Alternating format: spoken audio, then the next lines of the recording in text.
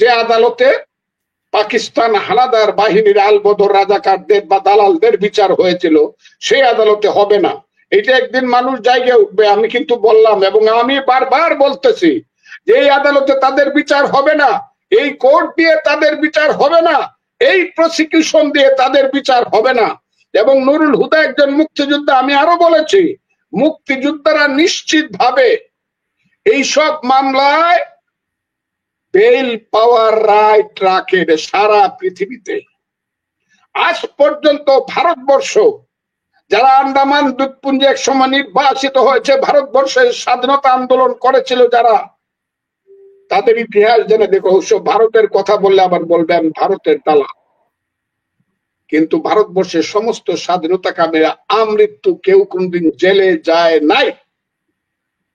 ওই যে কিউবার fiddle Castro, যিনি প্রথম দিন পাদিস্তাকে পরাজিত করে দায়িত্ব হাতে নিয়ে বলেছিলেন আমার সাথে যারা মুক্তিযুদ্ধ করেছে, আমার সঙ্গে যারা বিপ্লব করেছে, সেই বিপ্লবীরা কোনোদিন জেলখানায় যাবে না, তাদের হাতে কোনোদিন বেরি পরানো যাবে না। হ্যাঁ, সে যদিও মহা ভুল করে তার বিচারের শেষ বিচার পর্যন্ত অপেক্ষা করতে হবে, তারপরে সে জেলে যাবে। বাংলাদেশে মুক্তিযুদ্ধকে সামান্যতম সম্মান দেওয়া হচ্ছে না। কেন হচ্ছে না আমি জানি। এই কারণে জানি যে এই দেশের মানুষ বড় একটা ধাঁধার মধ্যে পড়ে গিয়েছিল। সেই ধাঁধাটা হলো 15 বছর শেখ হাসিনা সরকারের কুশাসনের কারণে আমার মতো লোকের মধ্যে একটা জিনিস চিন্তা এসেছিল যে শেখ হাসিনা এই মুহূর্তে যাওয়া দরকার। আমাকে প্রশ্ন করেছিল তাহলে কে আসবে, আমি উত্তর দিয়েছিল প্রয়োজনে আজরাইল আসুক। এখন দেখতেছি আজরাইলের চেয়ে অনেক খারাপ জিনিস আসছে। কাজেই মানুষের এখানে ইজ্জত নাই, মানুষের এখানে সম্মানের কোনো নিশ্চয়তা নাই, মানুষ বিপদে পড়লে যাওয়ার কোনো জায়গা নাই। এই ধরনের নৈরাজ্যজনক একটা দেশ 212টা দেশ পৃথিবীতে আছে, একটা দেশ আছে কিনা আমি জানি এই ধরনের নৈরাজ্যজনক অবস্থা বাংলাদেশে যা আছে। আমি একটা উদাহরণ দিই আপনাকে, শুনেন। আমি প্রত্যেক দিন সকাল 9টা থেকে বিকাল 5টা পর্যন্ত কোর্টে মামলা করি, আমি আপনাকে বলি, এবং আমি ক্রিমিনাল ল প্র্যাকটিস করি। ক্রিমিনাল বেঞ্চে আমি যাই, সেইখানে আমি দেখছি আজকে কি অবস্থা চলছে। ওই যে আগেও বলছি এখনো বলছি যে আওয়ামী লীগের 15 বছরের শাসনে বিএনপির কোন সিনিয়র অ্যাডভোকেট জেলখানায় যেতে হয় না। এমনকি অ্যাডভোকেট হইলে পরে কোর্টে আসলেই বেল, একটা প্রশ্ন জিজ্ঞাসা করা হয় নাই। আওয়ামী লীগের 15 বছরে হাইকোর্টে কোন বিএনপির উকিল আগাম জামিন বলেন আর রেগুলার জামিন বলেন, বেল। এখন শত শত উকিল জেল কাটতেছে। এক, আমি ওদের পক্ষে না, আমি হইলাম আমার পক্ষে। আমি আমার নেতাদেরকে বলি দিন কিন্তু আসতে পারে। আমি আমার উকিল যারা সিনিয়র উকিল যারা বিএনপি করেন তাদেরকে বলি দিন কিন্তু আসতে পারে। কারণ বাংলাদেশ কিন্তু জোয়ার ভাটার দেশ, এই দেশ কিন্তু জোয়ার ভাটার দেশ। এদেশ এমন নাও থাকতে পারে। আর সবার উপরে আছে যে যিনি আমাদেরকে সৃষ্টি করেছেন, ওয়াতাইজু মানতাশাউ ওয়াতাজিল্লু মানতাশাউ বিয়াদিকাল খায়র ইন্নাকা আলা কুল্লি শাইইন কাদির। কাজে আজকে যারা গণহারে বাংলাদেশের সমস্ত লার্নেড আইনজীবীকে জেল খাটাচ্ছেন এবং মাসের পর মাস জেলে রাখছেন, বেল পাওয়ার পরেও আবার আপিল করছেন, আপিল করার পরেও ছাড়া পাচ্ছে না, সুপ্রিম কোর্টে গিয়ে 6 মাস আটকে থাকে। আমি অনুরোধ করব বিশেষ করে আইনজীবীদের ব্যাপারে সিদ্ধান্ত নিতে হবে। কারণ আওয়ামী লীগ কিন্তু তাদের আমলে কোনো আইনজীবীকে জেলখানায় দেয় নাই। হ্যাঁ, আমি স্বীকার করব আওয়ামী লীগ দেশ নেত্রী বেগম খালেদা জিয়ার ব্যাপারে অন্যায় করেছে, আমি এই কথাটা নিশ্চিত ভাবে স্বীকার করব। অথবা অন্যান্য বিচারের ব্যাপারে হয়তোবা কোন লোক দোষী না, তাদেরকে জেল দিয়ে দিয়েছে। কিন্তু সাধারণ রাজনৈতিক মামলায় কোনো কারণেই কোন আইনজীবী বা বিএনপির কোন সিনিয়র নেতা হোক আর জুনিয়র নেতা হোক, কেউ জেলে থাকে নাই হাইকোর্টে আসার পরে। আমি এটা চ্যালেঞ্জ করলাম। তো আমি সমস্ত কথা তো বলি, আমার নিজের উপরে সমস্ত দায়িত্ব নিয়ে যে ফজলুর রহমান মিথ্যা কথা বলে, এই কথাটা কেউ বলে কিনা? কেউ বলতে পারবে না। আমি একজনের নাম বলি, তার নাম সিনিয়র অ্যাডভোকেট, তিনি আজকে পৃথিবীতে নাই, জনাব খন্দকার মাহবুব হোসেন। উনার নামে একটা মিথ্যা মামলা, গায়েবী, শেখ হাসিনা আমলে ছিল গায়েবী মামলা, আর এখন গায়েবী চেয়ে আরো অনেক কঠিন মামলা। মাহবুব হোসেন সাহেব, তাকে যখন এই মামলাটা দিল, খন্দকার মাহবুব হোসেন সাহেব আমাকে বলেন, ফজলু তুমি মামলাটা তুমি মুভ করো।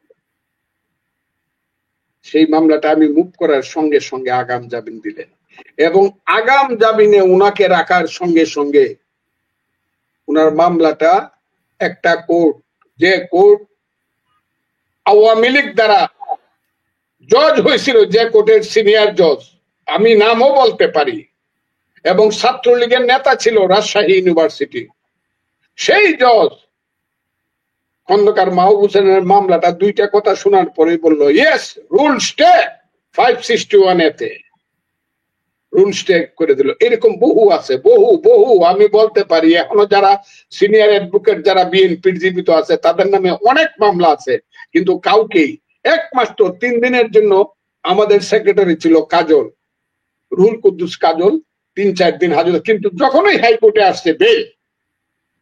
কিন্তু আজকে যা হচ্ছে, এটা হলো একটা আইনজীবীদের ব্যাপারে, সিনিয়রদের ব্যাপারে। 2 নম্বর হইল, রাজনীতি করে বাড়ির ছেলেটি বা পুরুষটি দেখা গেল তার স্ত্রী সহ আসামি, তার মেয়ে সহ আসামি। হ্যাঁ, মেয়ে আসামি হয়েছে, কিন্তু দুর্নীতি দমন মামলা যদি মেয়ের নাম থাকছে ব্যাংকে, বিএনপির সময় হয়েছে, কিন্তু এখন কিন্তু ক্রিমিনাল কেসে ওই যে গুলি করছে শেখ হাসিনা সহ আরো 277 জন, ওই 277 জনের ঘরের বউরে দিয়া দিছে, বেল পাইছে সুপ্রিম কোর্ট থেকে, তারপরও বাড়িতে পারে না, আরেকটা কেস, আবার সুপ্রিম কোর্ট পর্যন্ত আইসা বেল পাইছে, আরেকটা মামলা, আবার সুপ্রিম কোর্টে আসছে, তারপরে আবার আরেকটা মামলা। ওই জেল গেটে আসতে পরে না আপনার নামে আরেকটা নতুন মামলা আসছে। এইগুলা কিন্তু একটা দেশকে ভালোর পথ, আমরা তো ভালোর জন্য, আমরা তো মনে করছিলাম শেখ হাসিনা চইলা গেলে পরে আইনের শাসন হবে, বিচার বিভাগের স্বাধীনতা হবে। সেদিন দেখলাম ডক্টর কামাল হোসেন সাহেবের সুযোগ্য কন্যা, যিনি এখন বাংলাদেশের সিনিয়র অ্যাডভোকেট, সারা হোসেন, উনি বললেন, আমিও বলছি নির্বাহী বিভাগের আদেশে এখন কোর্ট চলছে। হয় নির্বাহী বিভাগ আদেশ দিয়ে কোর্ট চালাবে, বিচারক থাকবে না, আর না হলে বিচারক থাকবে, নির্বাহী বিভাগের আদেশ থাকবে না, শুধু আদেশটা হবে আইনের মাধ্যমে। Law will determine all the courts of a case. তা যদি না হয়, তাহলে নির্বাহী বিভাগ আইসে এখানে বসুক, আইনমন্ত্রী এসে চিফ জাস্টিসের চেয়ারে বসুক, উনারা এখানে কেউ ফাঁসি দিয়ে, কেউ যাবজ্জীব, যা ইচ্ছা তা করুক, কিন্তু চিফ জাস্টিস বসায় রাইখা, এপিলেট ডিভিশনের 2টা বেঞ্চ বসায় রাইখা, 49টা হাইকোর্টের বেঞ্চ বসায় রাইখা নির্বাহী আদেশে একটা দেশ কিছুতেই চলতে পারে না। চললে পরে এটা দেশ থাকে, আমি জানি না মানুষ কোথায় আছে, এটা দেশ থাকবে না। আওয়ামী লীগ যারা অপরাধ করছে প্রত্যেকেরই জেল হওয়া উচিত, যারা মানুষ খুন করছে তাদের ফাঁসি হওয়া উচিত। সবচেয়ে খারাপ কাজ করছে, 15 বছরে 3টা নির্বাচন দেয় নাই দেশটাকে, সালমান রহমানদের মাধ্যমে, সালামদের মাধ্যমে, আর এখন ওই যে এনসিপির নেতারা যারা 2 টাকা দিয়ে ডাইল দিয়ে ভাত খাইতে পারতো না, সূর্য সেন হলে, মহসিন হলে, যারা এখন 1500 কোটি টাকা আনে, 1500 কোটি টাকা যারা আনে, ওই সব বড় বড়, এখন আবার দেখি আবার তারা টাকা দিতে চায় না বলে আবার তাদেরকে দেশ ছাড়া করতেছে, অথবা তাদের নামে নতুন করে কেস দিতেছে। বড় বড় সেই ব্যবসায়ীরা এখনো বাংলাদেশে আছে, যারা শেখ হাসিনাকে টাকা দিত, অথবা শেখ হাসিনার নামে বাংলাদেশকে লুট করত। সেই যে 15 বছরের শাসন, সেই শাসনের একটা কঠিন বিচার হওয়া দরকার, কিন্তু সেই বিচারটা হওয়া উচিত আইনের মাধ্যমে। সেই বিচারটা জুতার বাড়ি দেওয়া, গালে জুতার বাড়ি দেওয়া না, তার বাড়ি পুরায় দেওয়া না, বুলডোজার চালানো না, অথবা সে অন্যায় করছে, তার বউরে আইনে জেলখানায় ঢুকায় রাখে 5 বার বেল পাইলে আরো 5টা কেস দিয়ে দেওয়া না, সৌনারেজ দেখানো না। আমি আজকে এখানে বসছি একটা মাত্র কারণে, এই জিনিসগুলা হচ্ছে। এটা কিন্তু জোয়ার বাটার দেশ। আমি সব সময় বলি আমি আর চাই না এই দেশে এইসব হোক। আমি চাই না কোনো কারণে সরকার পরিবর্তন হইলে পরে আবার আমার গালে কেউ জুতার বাড়ি দেখ, অথবা আমি জেলখানায় পড়ে থাকি 3 বার বেল পাইলে পরে আবার আপিল করে 7টা কেস আমার নামে দেখ। ওটা আমি চাই না, কারণ আমার বয়স হয়েছে 78। এই 3রা অক্টোবর আমার বয়স হবে 78 বছর। আমি আপনাকে বলি মুক্তিযুদ্ধ করেছিলাম, কত সুন্দর স্বপ্ন দেখেছিলাম, কত সুন্দর গ্রামের স্বপ্ন দেখেছিলাম। সুন্দর গ্রাম হবে, ছবির মতো দেশ হবে, আইনের মাধ্যমে দেশ চলবে, গণতন্ত্র হবে, গরিব মানুষের পেটের ভাত পরনের কাপড় হবে, গরিবের সন্তানের শিক্ষা শেষে মানুষের চাকরি হবে, এই দেশ একটা ধর্মনিরপেক্ষ দেশ হবে। যে ধর্মনিরপেক্ষতার প্রত্যেকটা কথা, আমি যারা আজকে আমাকে বকাবকি করেন, আল্লাহ বলেছেন প্রতিদিন প্রতি মুহূর্তে কোরআন শরীফের প্রত্যেকটি সূরায় বলেছে, প্রত্যেক জায়গাতে আমি চ্যালেঞ্জ করলাম, বলছে আমি হলাম সমস্ত বিশ্ব ব্রহ্মাণ্ডের সবকিছুর মালিক। সবকিছুর মালিক যদি আল্লাহ হয়ে থাকে, আমার আল্লাহ কোরআনে যদি বলে আমি হলাম সবকিছুর মালিক, তাইলে সেই আল্লাহ আমারও মালিক, হিন্দু মুসলমান বৌদ্ধ খ্রিস্টান সবারই মালিক, হাতি ঘোড়া ভাগ ভাল্লুক গরু পশু সবার মালিক, গাছপালা সবার মালিক। কাজে আল্লাহ যেহেতু ডিফারেন্স করে না, আমি কেন ডিফারেন্স করব? আমি চাই ধর্ম নিরপেক্ষতার মাধ্যমে, ওই যে আমি সব সময় কথা বলি, মানুষ বলে ফজলুর রহমান পুরাণ কথা বলে, পুরাণ কথাই তো সত্য কথা। শোনো হে মানুষ ভাই, সবার উপরে মানুষ সত্য, তার উপরে নাই। রক্ত কাটলে সবার শরীর থেকে লাল রক্ত বের হয়, কারো রক্ত সাদা না, সাদা মানুষের রক্ত সাদা না, কালো মানুষের রক্ত সাদা না, বাদামি মানুষের রক্ত বাদামি না, সবার রক্ত লাল। কাজে আমি তো চাই মানুষের দেশ হোক, মানুষের পৃথিবী হোক, মানুষের সমাজ হোক। আজকে যা চলছে আমি দেখলাম না, শুধু এটা কি হইলো, ওই রবি ঠাকুরের বই রাখা যাবে না।